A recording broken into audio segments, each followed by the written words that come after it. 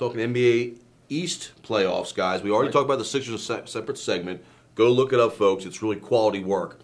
Mike, so far in the East, any mismatches, any games you really like here? We got Boston playing the Knicks, Magic and Hawks. I like the top four. I like the top four. I like the favorites in all the first-round series. I just Atlanta and Orlando close in talent, but Atlanta is a heartless, brainless, no.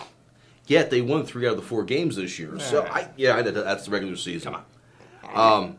Boston Knicks, that's an appealing match we've talked about. Yeah, absolutely appealing matchup because it's two traditional cities that have had a lot of history over the years. I don't think New York guards nearly well enough to win the series. Play some defense. Yeah, they got to guard, but they do have 2 guys that are pretty unguardable themselves. Although Amari has been a little hurt here later in the year, so we'll see how that plays out. But I think it's going to be a real problem for them. Are we all in agreement? Bulls Pacers is a sweep? Yeah. Yes. I don't see how that's or certainly a non-competitive series. Yes, absolutely.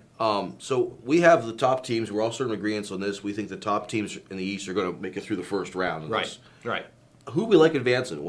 How's this play out in the East? Gordy? Well, that Chicago-Miami series is going to be a real appealing series because it's like you have the Miami's weaknesses, center and point guard. I mean, that really, those are 2 things that the Bulls could seemingly exploit. And the other thing is when they come down to the end of the game, Miami is very LeBron and Dwayne Wade centered. And I think it's easier to guard, especially for a good defensive team like the Bulls. What do you like about the Bulls? Great defensively. And they have a lot of nice pieces around this great point guard. And I'm a little concerned from their standpoint about him monopolizing the ball to the extent that he does when it becomes a half-court game against really good defensive teams. But they have a lot of nice pieces. Luol Deng has been really good, and Noah has been really good, and Boozer is a guy they can throw it into in the low post, and he can score. I just think Chicago-Miami series, if it happens, is really epic. I think I'm really looking forward to that.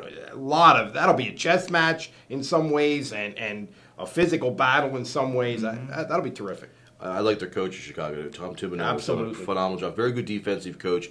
Chicago's strengths are the point guard and center, and that might be Miami's weaknesses. But Miami's got some of the best players in the whole game. So it's a nice chess match. It'll be really interesting because Derrick Rose has had a phenomenal year, but you got the LeBron factor and the Wade factor, and it's just it is a really fascinating matchup. So the Celtics do not have another run in them, correct? I don't see it. I mean, Kendrick Perkins, that's a huge loss. I don't know how you overcome that.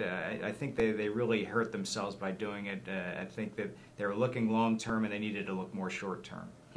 Has the NBA gotten better? I'm looking at some of these games and matchups, and there's some quality basketball I've seen out here. I think the NBA is in a good place right now in terms of the product on the court. I think the NBA is. I think it's been better the last couple of years.